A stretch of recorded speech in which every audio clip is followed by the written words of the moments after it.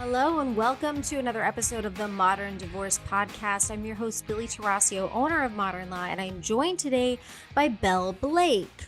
Belle is a divorced mom, a domestic violence survivor, and a recent internet phenom.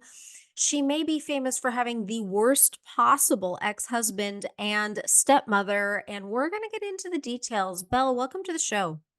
Thank you so much for having me. I'm glad to be Yeah. here. So, Belle, you recently kind of blew up by Yeah. sharing your story. Tell us what happened. Um, it really happened there. The first big video I did was an engagement ring video, where I showed my engagement ring, and I talked about how it was meant for an ex-fiance. It wasn't meant for me. And that was a reenactment of what my ex-husband had put me through. And people are so enraged because I used the ring that I currently have and not the ring that I had back then. The ring I had back then is in the Puget Sound. I don't have it anymore.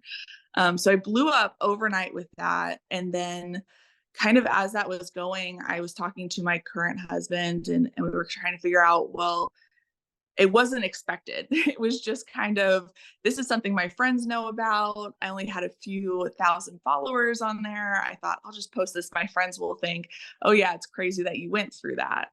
And it blew up. And then I was like, well, let me post another video about something else that happened to me and see if this resonates with people. And then I decided, I was like, this could really be an avenue for talking about domestic abuse and the subtleties that come with it, because it's not just physical violence. Right. And how it really develops over time throughout a relationship, especially a romantic one. And really the aftermath. So I posted that stepmom video, and the people are so enraged at the stepmom. They think that she's the villain, when the real villain is the ex-husband, who's instigating, who is continuing this and really using the stepmom to continue to abuse me and my children. um Okay. All right. So people are likely very confused right now. So let's back yeah. way up. Tell Sure. me about how you found yourself in this abusive relationship. Yeah, I grew up in a family where abuse was pretty normalized, any kind, emotional, psychological, financial, and also physical violence was very normal. And so I didn't know any different. And I grew up and I started dating when I became an adult. I was about 19 years old, and I met this man. And I had been saving myself for marriage, but I went to the doctor and they said I would never have kids. So I thought, well, what am I saving myself for? Like, what am I waiting for? And the first time I did that, I ended up getting pregnant. And that was shocking to my very religious family, um, shocking to a lot of people. And we tried to make this relationship work. And there were signs early on that were very strange, but I kind of just explained it away as like a whirlwind romance and everything was fine. And I had my doubts before we got married. And he basically came home and was threatening to leave me and the baby and not be supportive if I didn't marry him. And so I ended up getting married to him, and it just went downhill from the day that I got married to him. Hmm. So So, what were some of the red flags before marriage? And then what happened that changed after marriage? one of the red flags, I was living in Seattle, he was living in Seattle. And when we had first begun dating, he brought me over to his house, which was a 3-bedroom house in SeaTac, which is in a really nice area in Seattle. And something that most people couldn't afford. He was, of course, I was 19, he was 25, maybe 26. He was much older. So I kind of just thought, oh, he must have money.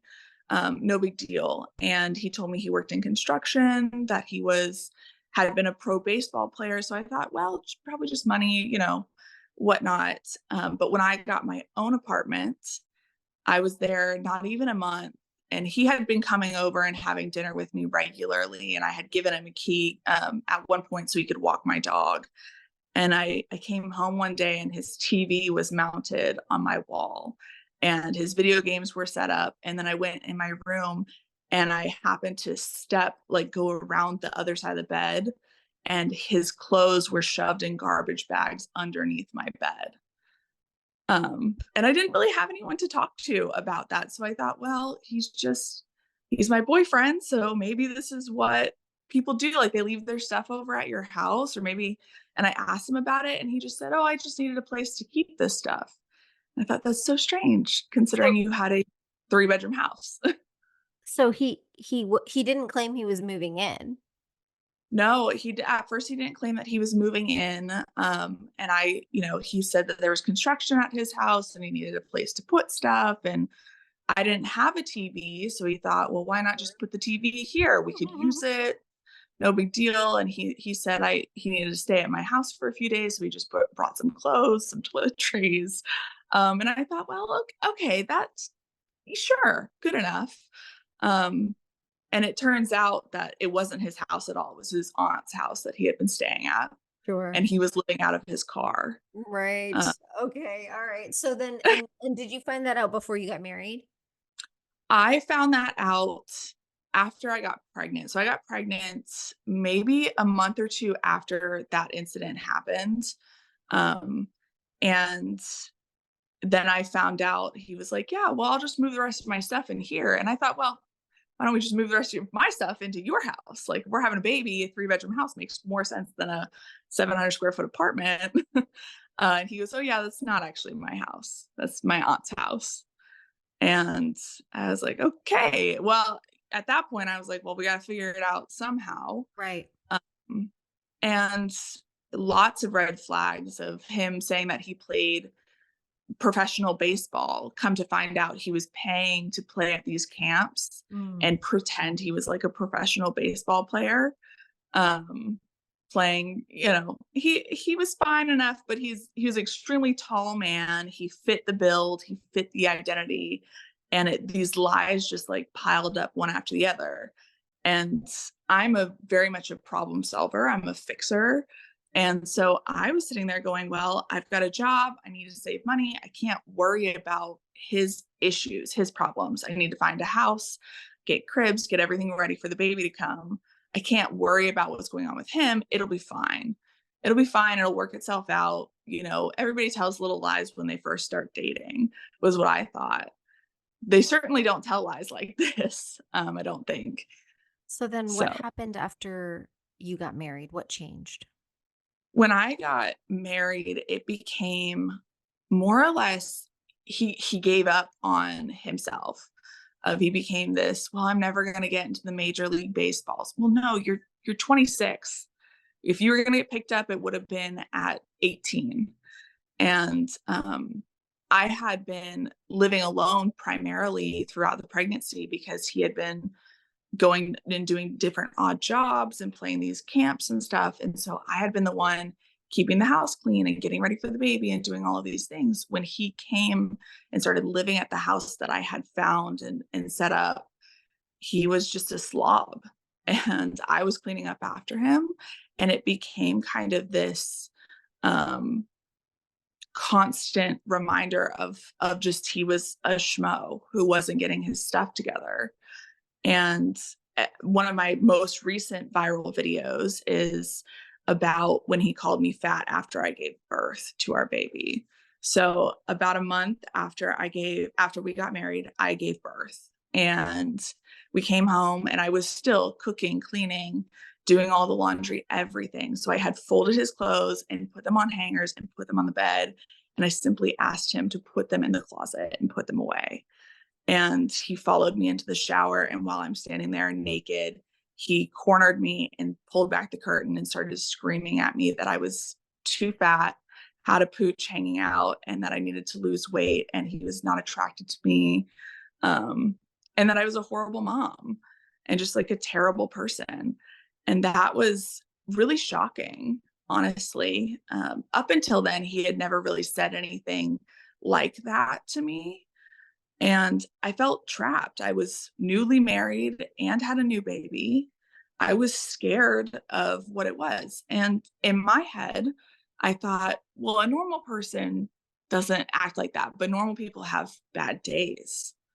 And I have bad days where I say things that I don't mean and Mhm. I'm hurtful and all those kinds of things. So I'm the only way I can look at it is from my point of view. Sure. So I'm going, it's just a bad day. He had a bad day. He had a bad day at work or whatever he was doing. And he's taking it out on me, but he doesn't mean that. Sure. And So I you made explained it. made some excuses for him. Yeah, definitely I did. And then how long were the two of you married? We were married, I believe, for a total of about 4.5 years. We Mhm. were together for about 5.5 years. Mhm. So it was a long time. Mhm. Um, and there was no physical abuse until I got pregnant with our second child. Mhm. And that's really why I kind of thought that this would be such a great idea to start on social media, because for 3 years, there really wasn't any physical abuse. And then all of a sudden, I he had gotten so comfortable with the verbal abuse, the financial abuse, the emotional abuse that he was like, okay, now I can hurt her. And it really started out as like twisting my arm or slapping me or like kind of small acts Right. of violence. And I don't know how graphic you want to get. Feel free to edit anything out. But the moment that I realized I needed to get out was when he tasered me while I was pregnant. And yeah, that was a moment that I was like, oh no, this is bad, bad, bad. That's And what there it were a took. lot. That's what it took. Yeah. Not the screaming at you about being fat or unsexy 1 month after, not the countless, probably, like, Mhm. instances of just inappropriate and awful behavior. That's what it took. It took, yeah, it was after the bank accounts had been drained, after he had deteriorated my self-worth and all of my self-esteem, after he had gaslit me to the point where I thought I was the narcissistic, horrible person in our relationship, that I was the monster. Then he became physical and he would blame it on me. And the tasering instance was because I wasn't packing boxes and putting them into a moving truck fast enough. Yeah. And as a pregnant woman, I shouldn't have been doing that at all. That's not my responsibility, but he thought that he could get away with it. And for a long time after that, he did. I ended up going into labor early because he assaulted me again the night I went into labor and had her. And he isolated me from my family. My family knew that there was something going on, but they didn't want to step in. They didn't know how to. And divorce was very much so looked down on in my family as a religious family. How could you get divorced? It was very much not even in my sight of I'm gonna get divorced. I just thought we'll figure it out. It'll get better over time. And we got isolated and ended up moving out towards his family in Washington, and his family didn't like me at all. Mm, And that's really when I started to hatch this plan of I need to get away from him. At least separate because this is not working.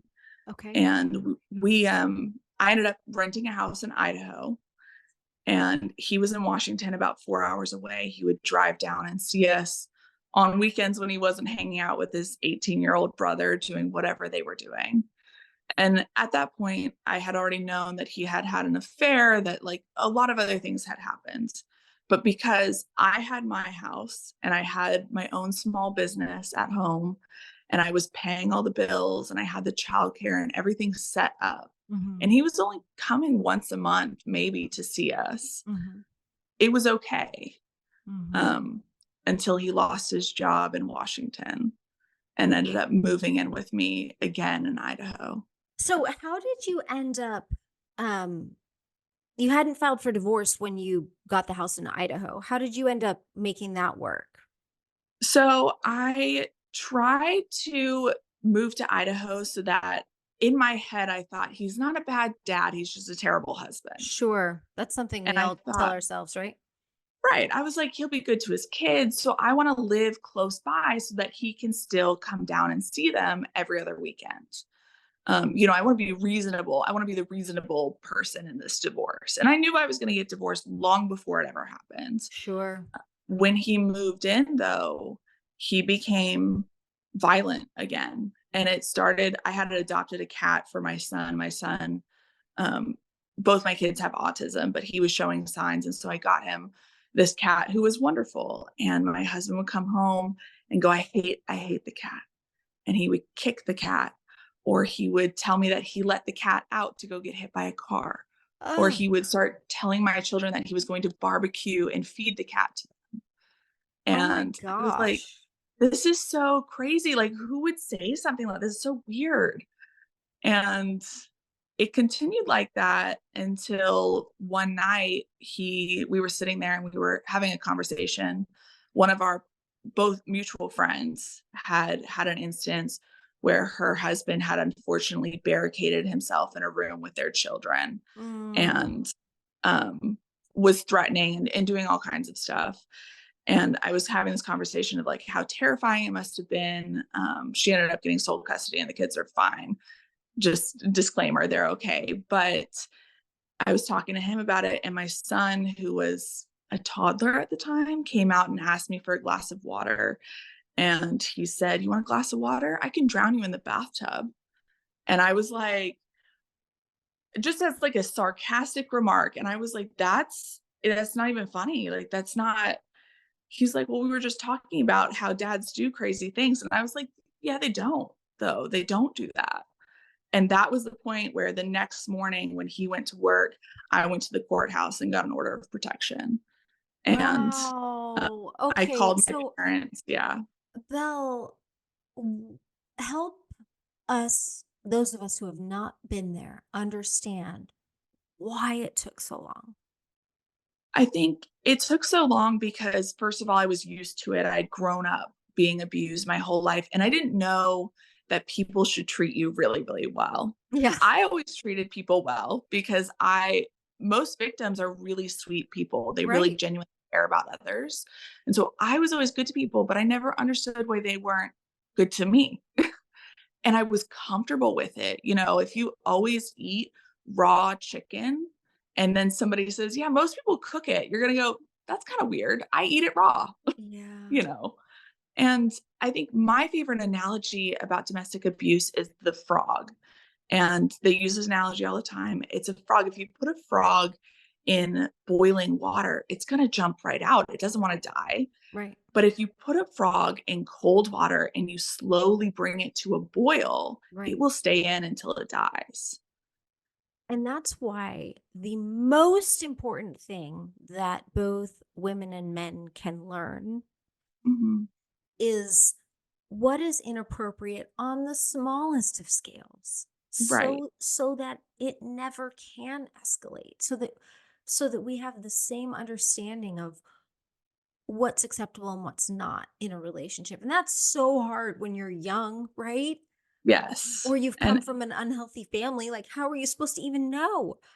you don't. And that's the sad thing is it really starts with the kids. And when we got divorced, when I started seeing that behavior and I didn't even file for divorce. I filed for an order of protection Mm, and I went to an Airbnb mhm, out of town with my kids and the cat and waited for the police to remove him and had the locks changed and all of those things. mhm, He filed for divorce so I wouldn't leave the state of Idaho mm, because he knew my family was in Tennessee and mhm, he didn't want me leaving to Tennessee with the kids.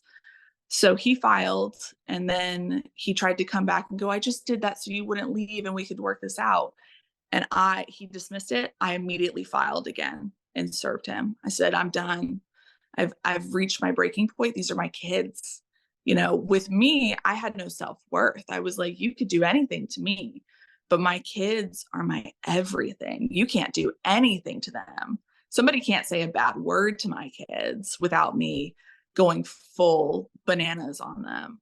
So that was really the breaking point for me, was that my self-worth had been deteriorated in childhood by mm, my parents and by mm, the people I was surrounded with in childhood. So mm, by the time I got to this relationship, it didn't take much for me to kind of buckle. mhm, And and I didn't even realize really that it was abuse until probably halfway through my divorce. I Um, see that and so yeah, often, because the divorce so process takes a long time. yeah. And many times victims of domestic violence don't even want me to write it in the petition. Mhm. Even though it's true, they're like, just, I don't know. And there's so many excuses and there's so much justification. Yeah, and it was crazy to me, the advice. I hired an attorney, and my stepfather is an attorney, and realistically, they didn't know the extent of everything that was Hmm. happening. Hmm. And the advice for somebody who's going through a normal divorce as a normal person is be reasonable. Hmm. Be the good person. You want to go in front of the judge and not be the person who alienated the kids, Hmm. who kept the kids, who was unreasonable and didn't kind of do these things. And so at first, that was the advice they were giving me. And I think it wasn't until my ex-husband showed up at my house and sat outside my house for 8 hours and called me nonstop for 8 hours. I couldn't call my dad or my mom. It was on a weekend, so I definitely couldn't call my attorney. I couldn't call the police because my phone was just nonstop being called the whole time. And he was demanding that I hand over the kids. Didn't know where he lived. I don't think he had a permanent address. Just And wanted you me to hand over the kids. Hey there, co parents. It's Billie Tarascio with Modern Law, and let me tell you about our Family Wizard, our preferred co parenting app. It's a game changer. I use it myself. With features like documented calls, secured messaging, shared calendars, and more, our Family Wizard makes co parenting smoother than ever. Trust me, I've seen the difference that it can make. Join the over 1 million parents and family law professionals who trust our Family Wizard to make co parenting easier. Ready to take some stress out of co-parenting? Head to ourfamilywizard.com/modern law. So you had an order of protection at this point? At that point, the order of protection lasted for a short while because by the time it was only 2 weeks before you have a hearing. Mm-hmm. And that first hearing I went into and I kind of didn't know what to say. I kind of brought up like the cat thing. I was like, he's mean to the cat. And I didn't know how to explain it in a way that would show the judge, like, this is what abuse is, because nobody talks about the emotional or psychological abuse. And the physical abuse hadn't happened for almost a year because I had been separated in that house from him. And so he had just moved back in maybe a week or two before. So the physical violence hadn't started back up yet, really. Mm-hmm. Mm-hmm. And judges specifically look for physical abuse because that's how the law is written. Right. It's a little bit harder to get a judge to go, okay, that's emotional abuse, that's financial abuse. Right. They're looking to see, are you in danger? Right. And by the 2 week mark, they said, well, you're not really in danger. Okay, we're going to dismiss this. And that's when the stalking and harassing started happening. And when I got my first attorney, didn't really know. She was like, okay, well, normal divorce, like no big deal. It became a high conflict case. And I got another attorney at one point, and she goes, you're being abused. Mm-hmm. And the advice I'm going to give you is a lot different than Mm-hmm. the advice I would have given you. Mm-hmm. The second attorney said, you're going to restrict access to the kids because if you're afraid for your life, you're afraid for their lives. Mm-hmm. You're going to not have no phone calls. He's not allowed to come over to your house. He can't see them. We're not going to set up playground visits because when we walk into that courtroom, we're afraid for your children's lives. And we want to show that we're trying to protect them. So had you Because not already Go ahead. filed at that point? So I had filed for divorce before the order of protection was done. Mm-hmm. And my first attorney, we got all the way through the divorce with her. And there was a Oh, lot of so this was a modification. a Got it. modification. He Got it. tried to sue me again. The judge in our case, I believe the judge in the first going throughout the divorce saw me 12 times, Mm. which is almost unheard of. It's a lot of times. It's a lot to see a judge. Every time I would walk in the courtroom, he'd go, "Oh, hi, Belle. How are you?" And I was like, I'm well. Good to see you." Um, and unfortunately, during our divorce, my ex-husband did get custody of the kids at times because the judge hadn't heard the whole case. And we tried arguing for, abuse and whatnot. And unfortunately, my children did end up suffering some physical abuse, which was when the judge stepped in and said no more. Um, and and I think he never regretted giving custody to him more and not believing what I was saying, than in those instances when he had to look at photos and hear Mm, testimony about how my children had been hurt, at mm, the end of that.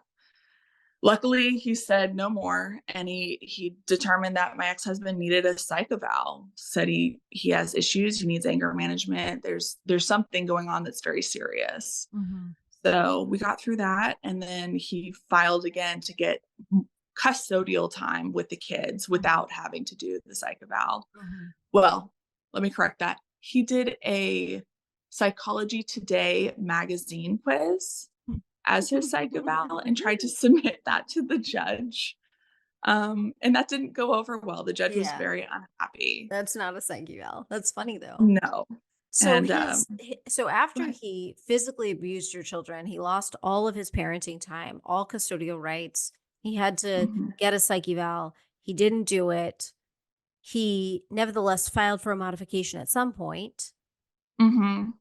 Yeah, and he started what he would do was show up to classes and daycare and school and just kind of be there and, bring his girlfriend with him or his wife. Um, So no and order protection at this point. at that point, there wasn't. Okay. There wasn't, and I kind of found out about that slowly. Mhm. What ended up happening was about a month after our divorce, had been finalized, which was right before COVID hit. I was in the backyard with my kids. It was my daughter's birthday. There was like a little kiddie pool they were splashing in. And he happened to be watching us, and I didn't even know about it. I hadn't even noticed his car was sitting there. And I walked inside the house. The house was a shotgun house. So I stepped up on the porch, opened the door, and I reached inside to grab a towel. And in that moment, he ran in the backyard and tried to kidnap my son out of the backyard. And I went full mom on, and I ran over, grabbed my son, tried to run inside the house and was trying to close the door. He was trying to come in, and I managed to close it, lock all the doors, and get on the phone with the police. And the police were able to get an order of protection after that. Oh my Um, gosh. So yeah. And how do we get to the point where stepmom is posing as mom? so that was in between this very short period of when he lost custody. When he lost custody was probably, goodness, about a month and a half before our divorce was finalized. And so they were saying stepmom. And I think that's the best way for me to explain it because I don't believe they ever got married. Well, they couldn't have been if you Um, were still married. that's as far as I know, although I have some people in my family who have done that. It's true. So While it might not be legal, it doesn't mean people don't do it. yes. And so I found out about that. And realistically, I had met her and she seemed pleasant enough. I was kind of, like, it's just a woman. She's harmless. Kind of didn't think about it. And when I heard that, I started to be like, this is not good. This is somebody who is experiencing psychosis. She's Okay, so very let's back up so people know what we're talking about. So, yes. if I'm understanding correctly, during the pendency of your divorce, while your divorce is happening, you've got a temporary order where both of you are seeing the kids. And during Yeah. this time, he has a new girlfriend, who you've referred to as stepmom, but it's the new girlfriend. And Right. tell people what happened with her. I basically went to, a class. I say a dance class, but I don't wanna expose too much of our own real life, so a dance class for the sake, and basically, I was told that the stepmom had been telling people that she was the biological mother. Not just kind of like, "Hey, I'm mom, I'm here to see her," or whatever was happening, but realistically, she was telling people that she had been pregnant with my child, that she had given birth, she stole my birth story, and said that she was the one who had preeclampsia and had seizures after giving birth, which was offensive, Yeah. certainly. But then as it clicked in, I was like, this woman is mentally ill. Right. Uh, and she has some obsession with my child. And just one of them, not both of them, just one. She had some weird, and I guess the kind of explanation was that she had had a miscarriage and she was experiencing some sort of like postpartum psychosis from Oh it. my gosh. Which I mean, I feel for her, which is why I use the name Stephanie, not her real name. And the real problem with it was when I went to my ex and I was like, hey, this is unacceptable. This is bad. This is like not okay behavior. He was really like, well, I'm going to sue you and I'm going to get sole custody and I'm going to terminate your rights and she will be the mom. And I was like, okay, not only is your wife or whoever she is experiencing psychosis, Right. you are adding to it. You are Right. engaging with her psychosis. Right. And you're kind of egging her on of like, you're going to be the mom. You're going to be the mom. And that's not how this works. No. That is some Um, scary stuff. And then there was a time when she stole she your daughter. she picked up my kid out of school, out of daycare at the time, and she took her to a park, and I, we found her. The police found her very quickly. We're like, ma'am, you cannot be doing this. And that was really where the order of protection stuff started to begin there, and then the kidnapping that happened in my backyard very soon after that. And she pretty much disappeared after that, which is why I very much question whether or not they were ever married, because marriages don't just disappear like that. No. Um, so, I mean, the whole thing was crazy. But then, we went to court for the order of protection, and I was explaining to the judge everything that happened. And the judge asked my ex, who didn't bring an attorney with him that time, and said, why do you think I should dismiss this and let you see the kids again? And his reason was that he has the right to bear arms, and I was preventing him from having weapons and a gun, and he can't have his gun if I have an order of protection against him. So he went, Oh. and the judge said, absolutely not.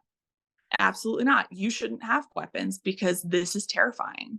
So you got this order of protection after he tried to kidnap your son from your house.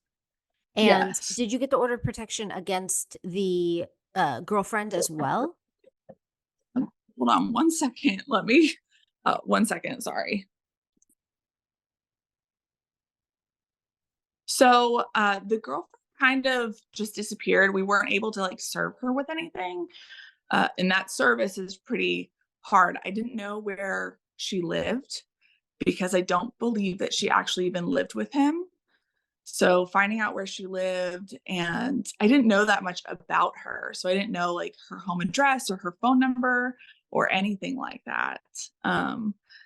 So I didn't even really, I mean, I got an order of protection, and it kind of basically said that he can't have any paramours Mm, around. He can't be mm. having any women around the children, even if he does end up having custody. But it did extend to any other romantic relationships. So when you got the order of protection, that's when the temporary order during the divorce kind of stopped.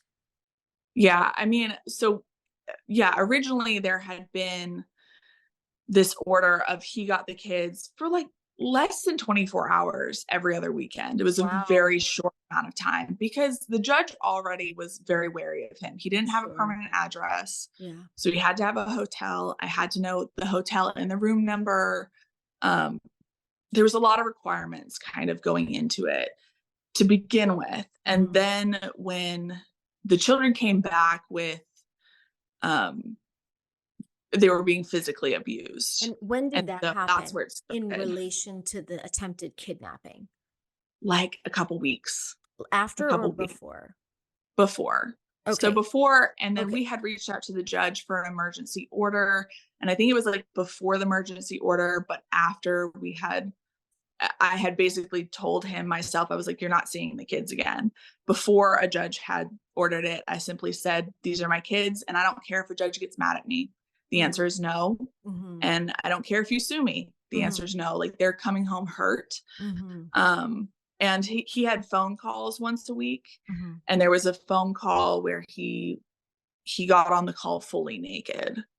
Um, a and luckily, my kids were in the kitchen playing, and I was setting up the call, and he answered the call fully frontal naked, and was like, "Hey, kids," and I was like, "It's me." And I was like, we ended the call. They never even got on the call with him, but I was like, "Clearly, you were anticipating that they would be sitting there." Um, it was really bad. It was really, really bad. All right. So he's physically abusing them. You're filing in court to suspend all of his parenting time, all of his visitation. He comes into the backyard. He attempts a kidnapping. The police come. They immediately cut off all of the access. And Mhm. by the time you get divorced, I'm assuming he has no parenting time and no access. Yep, nothing. Basically Okay. nothing. And has he And seen the kids since then, or did he go away? not since the kidnapping. He didn't go away. He sued me multiple times and never showed up to court. He never showed his face in front of the judge. And I think that was due to the nature of the abuse. There was kind of like there might have been pending criminal charges had he stepped foot in the state of Idaho after that. And What did he sue you for? he sued me to reduce child support, and he Mm, wanted sole custody of the kids mm, in Washington. mm, And the judge looked at that, and I think he might have called in via Zoom or FaceTime to the courthouse because it was during the pandemic. mhm, And I think the judge said, "You're not paying your child support right now." mhm, And mhm, I can clearly tell you simply want out of this. He mhm, even went as far as to purchase a house in Idaho mhm. and not live in it, and then showed up to court and said, "Well, I own a house here and she's renting, so I should have custody of the kid." I was like, that's irrelevant." um, During our original divorce, he even tried to steal my house from me, and I posted about that as well. But he used my bathroom one time when he was picking up the kids. He asked to use my bathroom. I said, "Okay." We had a court hearing in like 2 or 3 days. I should have told him to go to the gas station or the grocery store down the street, but I let him use the bathroom like any rational person. Yeah, you got to go. In and out, less than 5 minutes back in his car and out of my driveway. And he went to the judge the next time and said, "No, I live at her house and I want the house and I want the lease." And I'm sitting there with my attorney and I go, "I don't know what he's talking about." And my attorney kind of brings it up and he slips up and says, "Well, I used her bathroom this weekend, so I live there because use only people who live there use the Um, bathroom." s And I the judge was like, "You've lost I'm not kicking this woman Right. out of her house." Yeah, like, it's giving Mhm. major mental illness. Yeah. Well, and this is unfortunately what happens with abuse when you leave somebody who's abusing you, they continue to try and control your life Mhm, and they can't let it go. And unfortunately, his longtime girlfriend, I think fiance, reached out to me this January and said, "I wish that I had listened to you 3 years ago when I started dating him because he just sued me for my apartment that I rent because I broke up with him." mm. And I was like, "You're lucky you didn't have kids with him." I Right, mean, right. and she's a sweet girl, but it's scary and it's sad. And had I known that this was how it was going to end, I would have never even gone out with him. Right, right? If you could go Yeah, back. I So mean, and that's how abuse works. If he had originally come up to me on our first couple dates and said, "Yeah, when you're pregnant, I'm going to taser you," I right, would have said, "You're not going to be in this relationship. That's for sure." Um, but they don't do that, unfortunately. right. So it's been a few years. You're in a much better Mhm. position now, and you're promoting a program. Tell us about Yes. that. It's called Safe at Home. I think in every state, it's legally called the Address Confidentiality Program. Mhm. In my state, they market it as Safe at Mhm. Home. Mhm. And it is a program that is for domestic abuse victims, Mm. which means that it doesn't have to be violence. There doesn't have to be a physical assault. And it's a program that can hide your address, essentially. It provides you with a decoy address that Mhm. goes through the state. Mhm. So I put that on all of my mail, on my insurance, on my phone bill, on my medical records. Everything goes through the state and then gets sent to my actual confidential address. And it's great if you're living in a shelter or if you're relocating. And the great news about it is you don't have to explain it to a judge. You don't have to sit there and ask a judge, because judges are very by the book, by the law, and the law is different than reality, unfortunately, So especially when it comes to can anyone register for a decoy address under the address confidentiality program? anyone can, and I believe it depends on the state, but most states, as long as you have a licensed professional, like a therapist or a caseworker who writes you a letter recommending it, you can get into the program. So you apply and they can approve you very quickly. And then wherever you're moving to will be your confidential address, and you don't have to use it. And the best thing that I love about it is when you're in court, and a judge asks you under oath what your address is, you can use the decoy address so that your Wow. abuser never gets it. You can use it on all of your court forms. You can use it for anything. Is it permanent? Does It it is. So expire at any point? it can expire, I think, but my state, it's 5 years. And you can move. So I moved in between getting it and now. And so when you move, you just submit like a new kind of form and they'll update your address. And if you want to reapply in 5 years, you're still struggling with this person, you can reapply. Just have the therapist write another letter saying you still need to be in the program, and they will renew um, your address with them. Wow. And then you just do like an address update form with every single, like you would if Yeah. you had actually moved. Yeah, and when I met my husband, I actually ended up putting him on the form as well, Mhm. and Mhm. my kids are all on the form, and I've Mhm. had, since originally finding out about the program, I've had 2 more kids, Mhm. and they're on the form as well to just keep everybody safe. So, Mhm. our real address is not kind of just floating out there around for anybody to have. I love that. Yeah. Belle, thank you so much for coming on the show. I know we've gone long, but it's been an incredible story, and I really appreciate you sharing it with our listeners. And we'll have you back again because I have a feeling there's more. Yes, thank you so much for having me, I really appreciate it. Alright. If you all have enjoyed this episode, make sure to like it, download it, leave a review, share it with your friends, and make sure you help spread awareness about the address confidentiality program. I will tell you in Arizona, that is what it's called, but everyone should be aware of this. And so please do help spread the word. Thanks so much for listening to the Modern Divorce Podcast. Remember, anything you've heard today or anything you read online is not the replacement for actual consultation with an attorney and does not create an attorney-client relationship. Even if you called in and we spoke to you, you were anonymous and we don't have your details and you have not become a client of Modern Law. However, we would love to speak with you, or you should seek out the advice of legal counsel or counseling or any other expert near you. And if you have an idea for a show topic or you need to speak with an attorney in Arizona, you can reach me at info@mymodernlaw.com.